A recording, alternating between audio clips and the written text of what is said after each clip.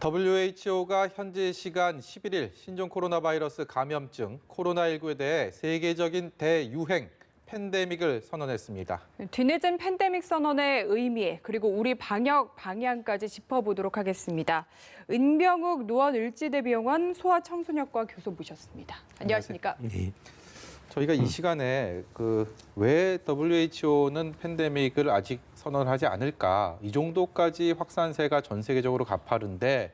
라는 질문을 많이 드렸고 거기에 대해서 이미 의학계에서는 팬데믹 상태라고 보고 있다라는 답변도 많이 들었습니다. 이번 WHO의 팬데믹 선언은 어떤 의미를 두고 봐야 되겠습니까?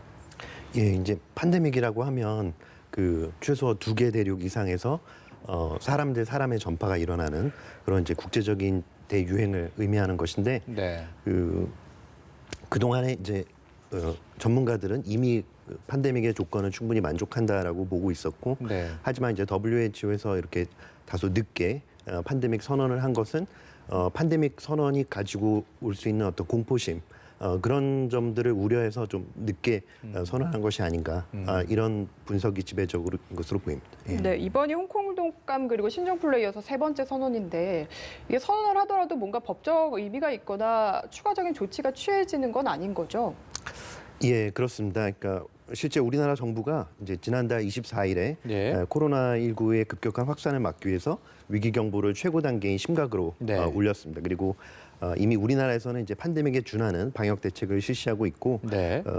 따라서 지금으로서는 뭐 특별히 법적인 또는 뭐 다른 어떤 방역 조치가 달라진다기보다는 예. 좀 더 의료진에게 이제 환자 치료 그리고 간호를 위한 충분한 지원이 더 중요한 상황이다고 말씀드릴 수 있겠습니다. 이 11년 전에 신종플루로 그때 팬데믹이 선언이 됐었고 11년 만이라고 하는데 당시 이 신종플루 같은 경우는 확진자 수나 그리고 뭐 사망자 수가 엄청나게 지금의 뭐 코로나19랑은 비교가 되지 않을 정도로 많지 않았습니까? 근데 그때와 비교해서 지금 WHO의 이번 선언, 이번 판단이 어떻게 좀 많이 소극적이었다라고 보시는지요? 아니면 뭐 좀 어떤 것들이 뭐 물론 그 세계적인 공포감을 조장하는 것들을 우려했다고는 하지만 그래도 WHO 본연의 기능으로서는 좀 역할을 제대로 하지 못한 거 아니냐라는 비판이 일 수밖에 없는 상황인 것 같은데요. 예. 조금 더 설명드리면 이제 WHO가 앞서서 1월 30일에 국제적인 공중보건 비상사태, 그러니까 PHEIC라고 네네네. 하는 것을 이제 발표했는데 이것은 이제 전염병을 경고하고 차단에 중점을 두는 그런 선언입니다. 반면에 이번에 팬데믹 선언 있었던 것은 이미 세계적으로 확산됐던 거를 좀 인정을 하고 개별 국가의 치료나 억제, 즉 관리에 중점을 둔 선언이라고 할 수 있는데요.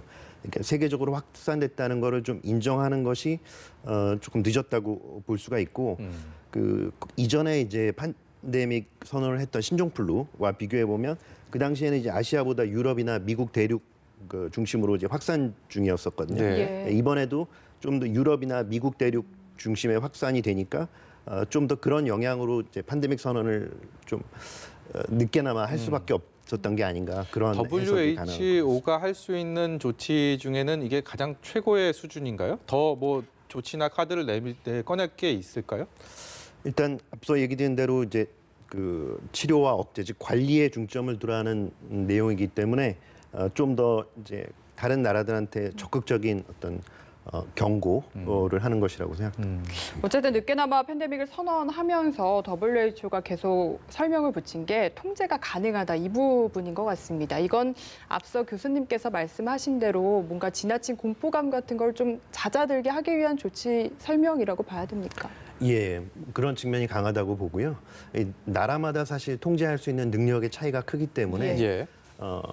이제 뭐 지금으로서는 이제 통제 가능하다고 낙관할 수는 없는 상황이라고 생각되고요. 네. 각 나라마다 이제 상황에 맞게 총력을 기울여야 된다라고 생각이 됩니다.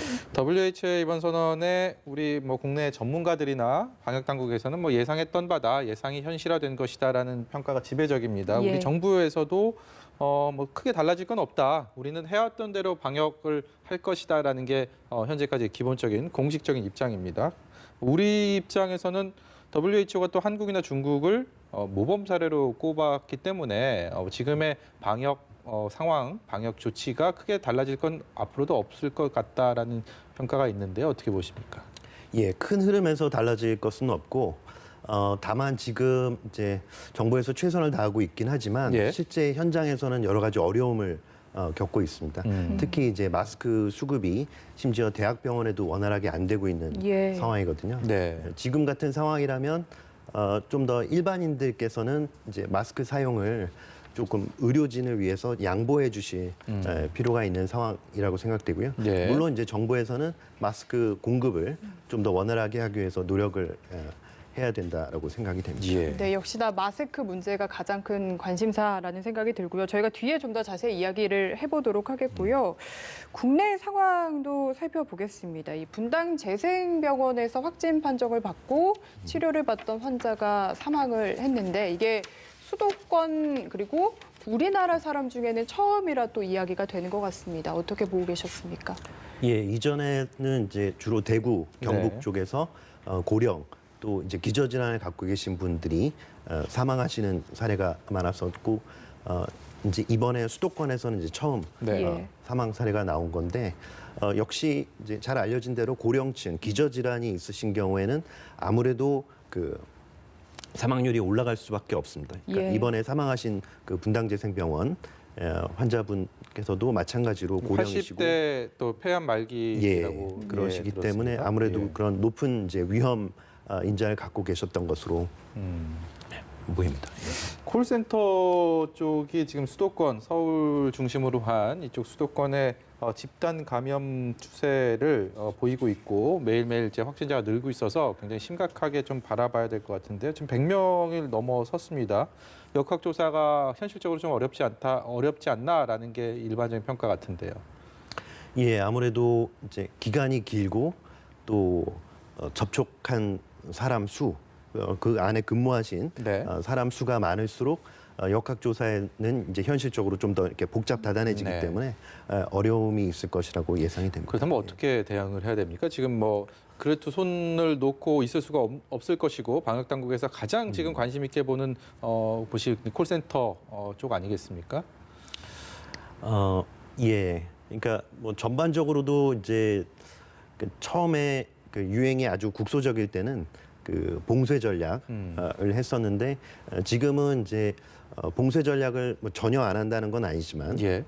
격리하는 위주의 봉쇄 전략에서 이제는 좀 피해 최소화 전략, 이제 완화 전략 이쪽으로 넘어가게 되는데요.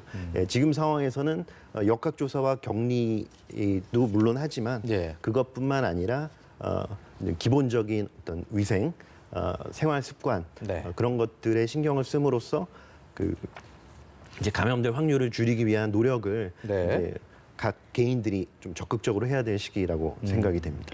이 콜센터 상황에 대해서 조금 더 이야기를 해보자면 지금 계속해서 확진자가 늘어나고 있는 상황인데 일부 직원들을 보면은 2월 말에서부터 증상이 발현된 직원들도 있다고 하거든요. 그러면 이때부터 시작을 해서 열흘 이상 바이러스에 노출될 가능성도 있어 보여서 이건 좀 어떻게 저희가 상황을 이해해야 됩니까?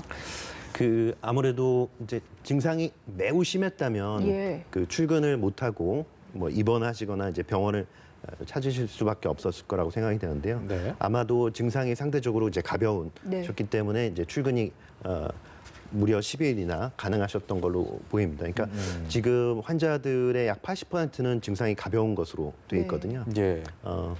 그리고 이제 이게 그 증상이 있을 때 이제 병가가 자유로워야 사실 출근을 안 할 텐데 네. 좀 병가를 내기 힘든 그런 어떤 직장 환경 그런 것들이 좀 작용하지 않았나 그렇게 생각이 됩니다. 이 신도림 구로 콜센터 주변에 그 출퇴근 시간 유동 인구가 워낙 많은 신도림역 그리고 신도림역을 실제로 그 콜센터 직원들이 많이 출퇴근 시간에 이용을 했기 때문에 대중교통을 통한 감염과 전파가 다시 한번 뭐 일반 시민들에게 굉장히 좀 공포의 대상으로 다가오는 것 같습니다. 여기에 대해서 큰 우려가 없다라고 정부에서는 발표를 했는데, 그러니까 대중교통이 코로나 감염 가능성이 크지 않다라는 게 보건당국의 설명입니다. 그런데 쉽게 그게 와닿지는 않는 분들이 많을 것 같아요. 어떻게 봐야 됩니까? 예, 그 콜센터 사건이 알려진 이후로 많은 분들이 이제 대중교통 이용하실 때 공포감을 가지시는 경우가 많으신 것 같습니다. 네. 저도 어제 실제로 이제 지하철을 이용하면서 예. 네. 이렇게 스키 고글을 그러셨어요? 쓰고 실제로 계신- 보셨나요? 네네. 아. 봤는데요. 저기 교수님께서 쓰셨다는 게 아니고. 예, 네. 제가 쓰지는 않았습니다. 네. 예, 그런데 결국에는 이제 자기를 이제 보호하기 위해서 그 마스크를 사용하는 것은 사실 효과가 있을 수는 있지만 예. 그다지 효율적인 방법이라고 보기는 힘듭니다. 그러니까 사실 그거보다는 사회적인 거리두기, 2m 이상 거리를 뛰어둘 수만 있으면 사실 그 2m 이내에서 누군가 가까이 와서 얼굴 쪽으로 이렇게 그 기침을 할 가능성이 상대적으로 적기 때문에 네. 자신을 방어하기 위해서 마스크를 쓰는 것은 그렇게 효율적인 방법은 아니다라는 말씀을 드릴 수 있겠는데요. 네. 이게 예외적인 상황이 이제 다중이 운집하는 아주 밀접하게 모일 수 있는 그런 지하철, 특히 이제 신도림역 같은 경우는 굉장히 밀집도가 높은 네. 지하철역이라서 아무래도 그 상황에서는 이제 자신을 보호하기 위해서 마스크를 쓰는 것이 필요할 수는 있겠습니다.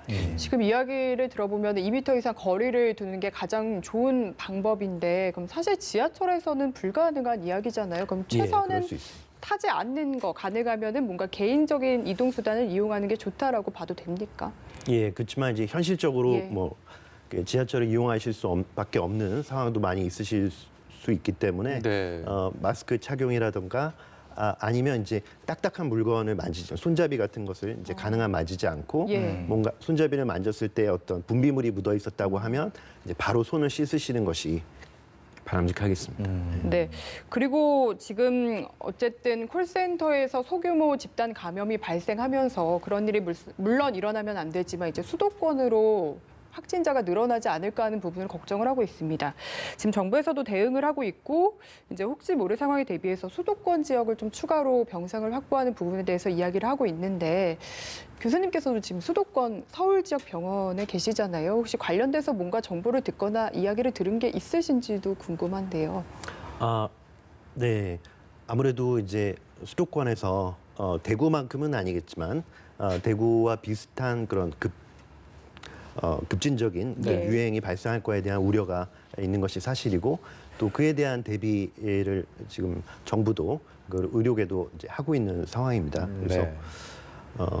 병상을 특히 음압 격리 병상을 확보하는 것 그리고 이제 의료진들의 어떤 준비들 하고 있긴 한데 네. 지금 음압 병상을 확보하는 것도 현재로 이제 한계가 있기 때문에 네. 이미 뭐 수도권에서 한 거의 80~90%는 이제 음압 격리 병상이 돼 있는 상태라 조금 더 이제 중증도 분류에 따라서 효율적으로 정말 중증 환자가 입원하고 경증 환자는 입원하지 않고 생활치료센터라든가 집에서 치료받는 쪽으로 잘 조율이 돼야 될 거라고 생각합니다. 광주에서요. 그 코로나19 확진자가 퇴원을 했는데 완치가 돼서 퇴원을 했는데 엿새 만에 다시 양성 판정을 받았다는 소식이 들어왔습니다. 이게 기존에는 완치가 돼서 격리 해제가 되고 퇴원을 하게 되면 이제 뭐 코로나19에 어떻게 보면 좀 면역 체계가 생길 수도 있다라는 기대감도 있었는데 다시 재감염이 된다 하면 좀 상황이 달라지는 거 아닙니까? 예, 그러니까 예외적인 상황이라고 생각되는데요. 최근에 이제 논문에서 발표된 바에 따르면 약간 1% 정도는 이제 다시 그 검사 결과가 양성으로 바뀔 수 있는 그런 것들을 보고 했는데 결국에 이제 환자의 면역력에 따라서도 그 바이러스를 이겨낼 수 있는 게 달라지기 때문에 회복이 됐다가도 면역력이 어떤 이유로 떨어지면 다시 또 재감염이 될 수 있는 바이러스가 활성화될 수 있는 그런 가능성은 있다라고 보입니다. 또 하나 가능성으로 이게 환자가 완치되지 않았고 뭔가 완치돼가는 단계였는데 음성 판정이 나서 퇴원했을 것이다라는 시각도 있더라고요. 이건 역시 근거가 있는 건가요? 예, 검사 결과를 제가 정확하게 보지는 못했는데, 예. 그러니까 양성과 음성의 그 기준, 예, 딱 그 경계에 걸려 있으셨던 경우에 네. 이게 음성으로 바뀌었다가 그 경계를 살짝 넘어서 또 양성으로 바뀔 수 있는 가능성도 있긴 있습니다. 네.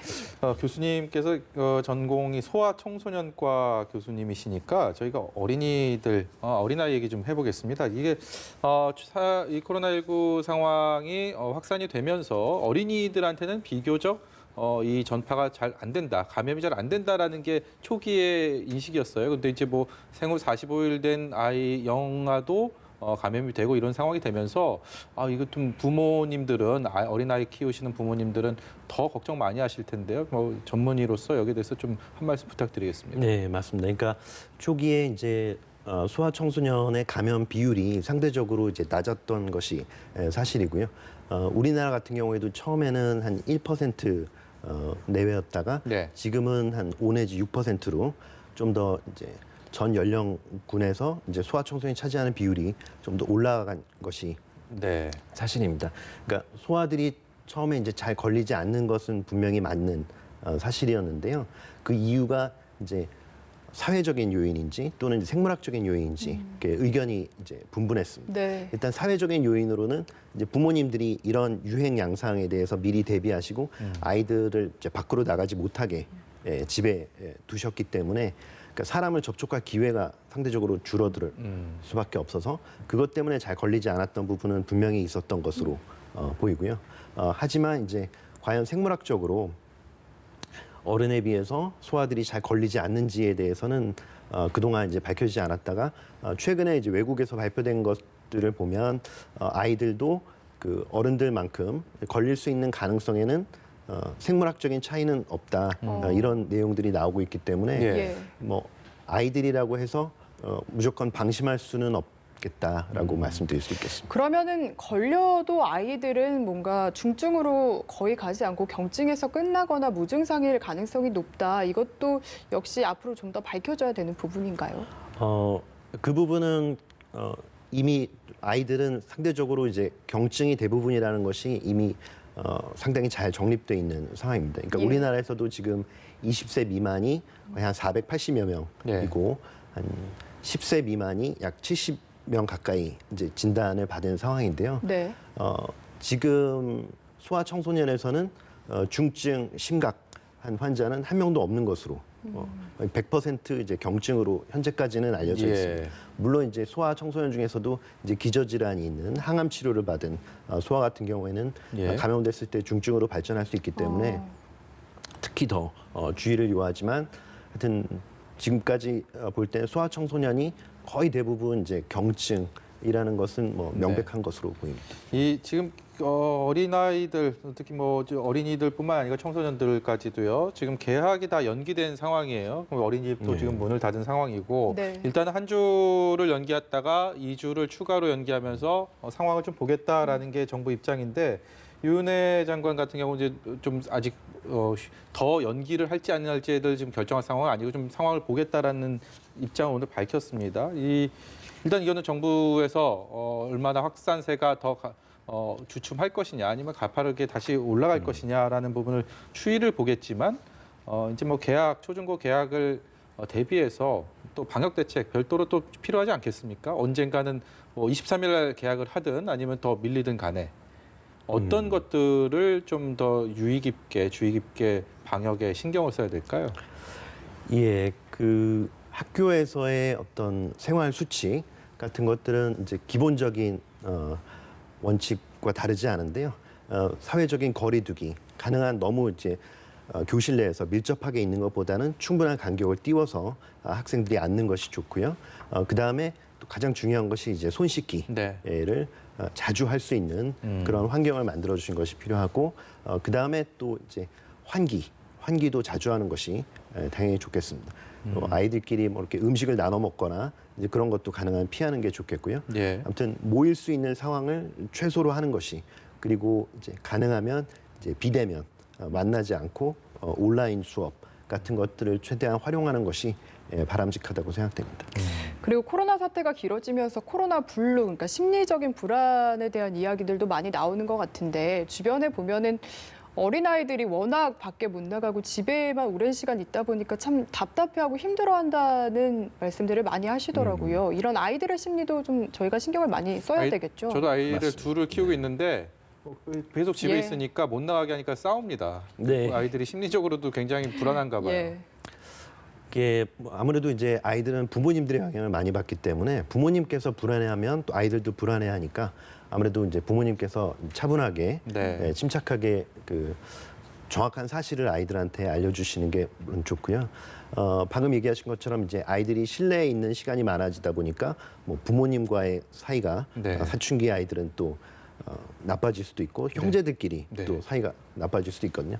그리고 기본적으로 이제 생활 리듬이 깨지는 경우가 많습니다. 네. 밤늦게까지 게임을 하고 늦게 자고 그렇죠. 늦게 일어난다든가 또 실내에만 있다 보니까 이제 햇볕을 보지 못하게 되고 그런 면에서도 여러 가지 건강 면에서 또 심리적인 면에서 문제가 생길 수 있거든요. 네. 최대한 이제 규칙적인 생활을 하고 규칙적인 식사, 골고루 식사하고 날씨가 좋을 때는 좀 이렇게 한가한 공원 같은 데를 잠깐 산책한다든가 그런 쪽으로 좀 신경을 써주시면 좋겠습니다. 각 가정에서 아이들용 그 마스크를 어느 정도 준비를 하셨는지 각 가정마다 다르겠지만 이 뭐 지금 공적 마스크 같은 경우 아이들이 만약에 소형 마스크를 못 구한다면 어른들 거를 차도 문제가 없을까요? 그러니까 마스크를 착용하는 것이 이제 나를 위해서 착용하는 것과 남한테 전파하지 않기 위해서 착용하는 것 크게 이제 둘로 나눌 수 있는데요. 그렇죠. 예. 자신을 보호하기 위해서 착용하는 거는 앞서 얘기된 대로 이제 일반인들한테는 그다지 효율적인 방법이 아니고 아이들 같은 경우는 이제 집안에만 있게 되면 사실은 굳이 마스크를 착용할 필요가 네. 없어지는 거니까요. 그런 면에서 그 증상이 없을 때는 뭐 굳이 집안에 실내에 있는 아이들한테 마스크를 씌우실 필요는 없겠고, 네. 단지 이제 아이가 뭐 기침, 가래, 콧물 같은 증상이 있을 때는 특히 이제 밖에 나가서 다른 사람을 전염시킬 수 있기 때문에 네, 네. 꼭 마스크를 착용하고 혹시라도 밖에 나가게 되면 나갈 수 있게. 그러니까 아이들 데리고 그렇게 밖에 해주시면 외출을 하게 될 때 아이들용 소형 마스크가 만약에 없다면 어른 마스크를 좀 이렇게 좀 끈을 조절해서 씌우는 것도 괜찮을지 그러니까 증상이 모르겠습니다. 있어서 다른 사람한테 이렇게 분비물을 튀는 것을 차단해 주는 데는 일부 효과가 있을 수는 있습니다. 하지만 네. 이제 아무래도 밀착이 잘 안 될 수 있으니까 네. 그런 면에서는 좀 효율이 떨어질 수는 있겠습니다. 저는 궁금한 게 증상을 말씀하셨는데 아이들 같은 경우에는 워낙 경증도 많다고 하고 저희가 네. 무증상 감염도 계속해서 이야기를 하지 않았습니까? 네. 그럼에도 좀 증상이 나타날 때만 마스크를 씌워도 괜찮은 건가요? 아무래도 이제 그 증상이 없을 때는 사실은 이게 언제 증상이 나타날지 알기 어렵기 때문에 네. 예. 무증상일 때 아이들한테 마스크를 계속 씌우고 있게 한다는 것이 답답해야겠죠. 예. 어려운 점이 있고요. 네. 그렇기 때문에 현실적으로 이제 증상이 있을 때 남한테 전염시키지 않기 위해서 마스크를 씌우게 되는 것이 네. 현실인 것 같습니다. 지금 이탈리아 갔다 온 부산의 20대 남성이 확진 판정을 받았습니다. 이탈리아뿐만이 아니고 뭐 유럽 몇 곳을 갔다가 왔다 하는데 이른바 해외에서 들어오는 해외 역유입. 이게 이번 사태의 초창기는 중국 우한으로 이게 특정이 됐었는데 이제 다른 지역에서 이 코로나 바이러스가 더 국내로 확산되는 부분에 대한 우려가 커지고 있습니다. 이 부분들은 방역 당국에서 어떤 쪽에 좀 초점을 맞춰서 이 조치를 해야 된다고 보십니까? 아무래도 지금 이탈리아라든가 이란에서 워낙 환자 발생이 많기 때문에 네. 최근에 이제 정부에서도 그런 그 이탈리아, 이란 등의 국가에서 이제 우리나라로 귀국을 할 때에는 조금 더 특별히 이제 여러 가지 그 건강 상태에 대해서 적극적으로 확인을 하고 그리고 이제 입국하는 것으로 조치를 취한 것으로 알고 있습니다. 예. 이게 실질적으로 검역 절차를 강화하는 게 어느 정도 이제 방지 효과가 있냐 이 부분에 대해서도 이야기가 계속 많은데 교수님께서는 개인적으로 좀 어떻게 생각하고 계신가요? 최근에 잘 알려졌듯이 이제 예. 무증상 감염도 있기 때문에 공항에서의 어떤 열 감지기 측정이라든가 예. 체온을 가지고 그 검역을 하는 것이 실제로 한계가 있을 수밖에 없습니다. 예. 그 기간에 잠복기였을 수도 있기 때문에요. 예. 그렇기 때문에 이제 이탈리아나 이란 같은 최근에 또 급격하게 환자가 늘어나는 국가를 여행하고 국내로 귀국하신 분이라고 하면 아무래도 이제 바로 직장으로 복귀하시기보다는 네. 한 2주 정도 예. 집안에 계신 후에 직장으로 출근을 하는 것이 바람직하다고 하겠습니다. 뭐 요즘 이제 선거를 어쨌든 간에 한 달 정도 남기고 있으니까 뭐 길거리 지나다니시면서 많이 보셨을 텐데 이렇게 분무 소독을 직접 하는 분들이 꽤 많이 있습니다. 후보자들도 그렇고 또 일본 시장 같은 데서도 네. 그렇게 하는 경우들은 많이 따로 있는데 선거운동을 하기가 워낙 힘들다 예, 보니까. 이게 그 효과가 있는지는 잘 모르겠습니다. 어떻게 전문의로서 어떻게 보십니까? 다른 신문의 기사로 나온 것도 봤는데요. 이게 사실 효율적인 방법, 효과적인 방법은 아니라고 할 수 있습니다. 그러니까 그 실제로 이제 실내에서 그 분무를 뿌리다 보면 이제 마침 또 기침을 통해서 이렇게 공중에 떠 있는 침방울이 또 오히려 이제 에어로졸화라고 예. 하는데 그것이 더 오래 떠 있을 수가 있거든요. 네. 그렇기 때문에 만일 정한다 그러면 이제 환기를 충분히 시킨 다음에 하시는 것이 좋겠고 네. 사실은 그런 분무 소독보다는 소독액을 이용해서 이렇게 딱딱한 표면을 네. 이렇게 빡빡 문질러서 소독을 하시는 것이 훨씬 더 효과적인 방법이라고 할 수 있습니다. 지금 뭐 마지막으로요. 미국 얘기 잠깐만 좀 여쭤볼게요. 미국 트럼프 대통령이 한국의 그 코로나 19와 관련해서 여행 지금 제한이 돼 있는 상황인데 좀 이거를 좀 완화할 수 있다라는 식의 그런 가능성을 시사를 했습니다. 실제로 뭐 유럽에서 대해서는 뭐 여행을 중단하면서도 한국에 대해서는 조금 문을 열어놨는데 이 부분들이 결국은 한국의 확산세가 지금 감소하고 있는 좀 확산세가 좀 이전보다 가파르지 않은 이 상황을 그대로 보여준다라고 보면 되겠죠. 이거 어떻게 전망하십니까? 예, 아무래도 이제 그쪽 대구 쪽에서 환자 발생이 뭐 하루에 800명 이상 발생하던 상황과 비교하면 지금 그때보다는 줄고 있는 것은 맞습니다. 네. 그렇기 때문에 이제 그 대구 경북 쪽에 네.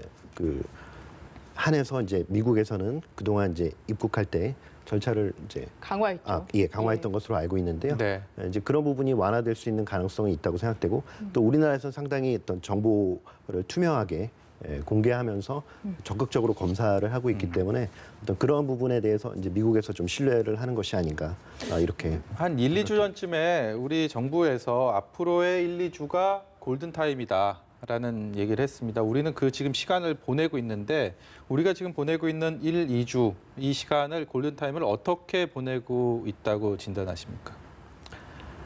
예, 지금 이제 3차 웨이브가 오는 것이 아닌가 이제 이런 특히 수도권에서 환자 발생이 늘어날 가능성에 대해서 좀 더 이제 적극적으로 대비를 하고 잘 차단을 하면 이 1, 2주의 기간을 통해서 네. 이제 감소세로 접어들 수 있다라고 보기 때문에 네. 앞으로 1, 2주가 이제 굉장히 그 정부뿐만 아니라 예. 이제 국민들께서도 적극적으로 협조를 해주셔야 되는 기간, 중요한 기간이라고 생각됩니다. 네. 예.